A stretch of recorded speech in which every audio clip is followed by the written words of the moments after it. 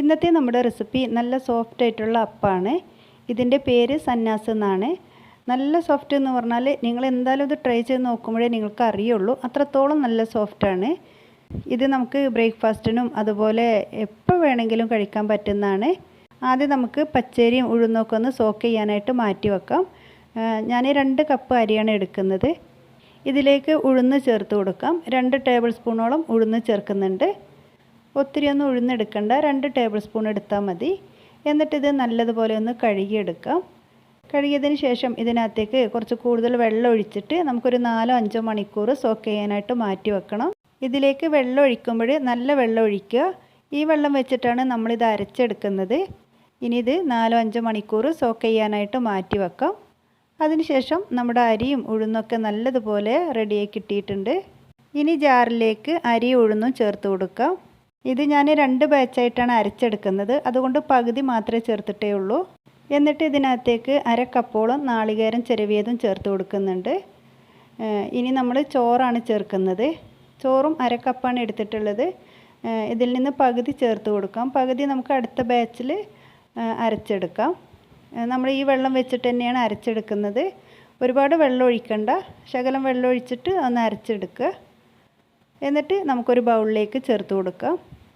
ഇനി നമുക്ക് വീണ്ടും ബാക്കിയുള്ള അരി ഉഴുന്നൊക്കെ ജാറിലേക്ക് ചേർത്ത് കൊടുക്കാം.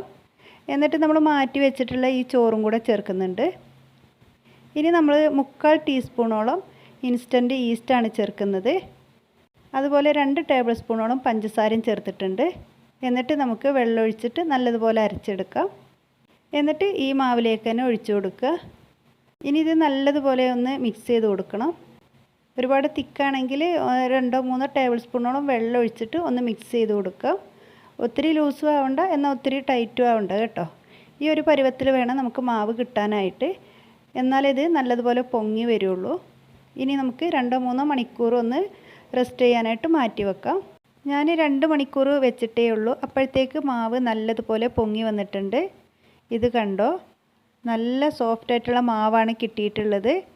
ഇത് നല്ലതുപോലെ ഒന്ന് മിക്സ് ചെയ്ത് കൊടുക്കാം. ഇതിനകത്തേക്ക് നമ്മൾ ഒട്ടും ഉപ്പൊന്നും ചേർത്തിട്ടില്ല, അതുകൊണ്ട് ഈ സമയം നമുക്ക് ആവശ്യത്തിനുള്ള ഉപ്പ് ചേർത്തിട്ട് ഒന്ന് മിക്സ് ചെയ്ത് കൊടുക്കാം. അങ്ങനെ നമ്മുടെ മാവ് റെഡി ആയിട്ടുണ്ട്. ഇനി നമ്മൾ ഉണ്ടാക്കുന്നത് ഞാൻ ഇതുപോലെ ചെറിയ ചെറിയ പാത്രത്തിലാണ്. ഇത് തന്നെ വേണമെന്നില്ല കേട്ടോ.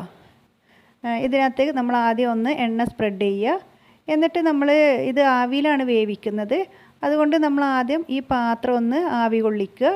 എന്നിട്ട് ഇതിനകത്തേക്ക് മാവ് ഒഴിക്കുകയാണ് വേണ്ടത്. മാവ് പെട്ടെന്ന് ഒഴിക്കാൻ വേണ്ടിയിട്ട് ഞാനിതുപോലെ ഒരു ഗ്ലാസ്സിലേക്ക് മാവ് എടുത്തിട്ട് ഒഴിക്കുന്നുണ്ട്. എന്നിട്ട് നമുക്കിത് അടച്ച് വെക്കാം. ഒരു 10-12 മിനിറ്റൊക്കെ ആകുമ്പോഴത്തേക്ക് നമ്മുടെ ഈ സന്നാസ് കുക്കായിട്ട് കിട്ടും. അങ്ങനെ 10 മിനിറ്റ് ആയപ്പോഴത്തേക്ക് നമ്മുടെ സന്നാസ് റെഡി ആയിട്ടുണ്ട്. ഇത് നല്ല ചൂടാണ്. ചൂട് പോയതിന് ശേഷം മാത്രം ഇളക്കിയെടുക്കുക. ഇങ്ങനെ കൈ വെച്ചിട്ട് ഒന്നിങ്ങനെ വിടിയിച്ചാൽ മതി. ഇതിൻ്റെ സൈഡിലൂടെയൊക്കെ ഇങ്ങനെ ഒന്ന് വിടിയിച്ച് കൊടുത്താൽ നമുക്കിത് പെട്ടെന്ന് ഇളകി കിട്ടും. ഈ പാത്രത്തിലൊന്നും ഒട്ടിപ്പിടിക്കത്തില്ല. ഇതിൻ്റെ താഴ്ഭാഗമൊക്കെ കണ്ടോ, നല്ല സോഫ്റ്റാണ് കേട്ടോ. ഇത് പാത്രത്തിൽ ഒട്ടിപ്പിടിക്കത്തൊന്നുമില്ല. നല്ലപോലെ ചൂട് പോയതിന് ശേഷം മാത്രമേ എടുക്കുക. നല്ല സോഫ്റ്റാണ്, നല്ല ടേസ്റ്റുമാണ് ഇത് കഴിക്കാനായിട്ട്. ഇനി നമുക്ക് വീണ്ടും ബാക്കിയുള്ള മാവൊക്കെ വെച്ചിട്ട് ഇതുപോലെ ഉണ്ടാക്കിയെടുക്കാം. ഇനി ഞാൻ ഇതുപോലെയുള്ള പാത്രമാണ് എടുത്തിട്ടുള്ളത്. ഏത് ടൈപ്പ് പാത്രം വേണമെങ്കിലും നിങ്ങൾക്ക് എടുക്കാവുന്നതാണ്. ഇനി നിങ്ങളുടെ കയ്യിൽ ചോറൊക്കെ കഴിക്കുന്ന പ്ലേറ്റ് ഉണ്ടാവില്ലേ, അതിൽ വേണമെങ്കിലും നമുക്കിതുപോലെ സ്റ്റീം ചെയ്തിട്ടെടുക്കാം. ആദ്യം എണ്ണ ഒന്ന് സ്പ്രെഡ് ചെയ്യണം മാത്രമേ ഉള്ളൂ. അതുപോലെ ഇത് കുക്കായതിന് ശേഷം ചൂടൊക്കെ പോയതിന് ശേഷം ഇങ്ങനെ ഇളക്കിയെടുക്കുക. അങ്ങനെയാകുമ്പോൾ നമുക്കിത് പാത്രത്തിലൊന്നും ഒട്ടിപ്പിടിക്കാണ്ട് നല്ലതുപോലെ ഷേപ്പ് തന്നെ കിട്ടും. വീണ്ടും നമുക്ക് ബാക്കിയുള്ള മാവൊക്കെ വെച്ചിട്ട് ഇതുപോലെ ഉണ്ടാക്കിയെടുക്കാം. പെട്ടെന്ന് തന്നെ കുക്കാവും. ഒരുപാട് സമയമൊന്നും വേണ്ട. നല്ല ടേസ്റ്റുമാണ്. കറി കൂട്ടി കഴിക്കാനും കറി ഇല്ലാതെ കഴിക്കാനും ഒക്കെ ടേസ്റ്റ് തന്നെയാണ്. എന്തായാലും ട്രൈ ചെയ്ത് നോക്കുക. വീഡിയോ ഇഷ്ടമായാൽ ലൈക്ക് ചെയ്യാനൊന്നും മറന്നു പോവല്ലേ കേട്ടോ. ഇതുപോലെ നമുക്ക് കറി കൂട്ടി കഴിക്കാനൊക്കെ നല്ല ടേസ്റ്റാണ്. നിങ്ങൾ ഉണ്ടാക്കി നോക്കിയിട്ട് നിങ്ങളുടെ ഫീഡ്ബാക്കൊക്കെ അറിയിച്ചേക്കുക. ഇതുപോലെയുള്ള റെസിപ്പിയുമായി അടുത്തൊരു വീഡിയോയിലൂടെ വീണ്ടും വരാം.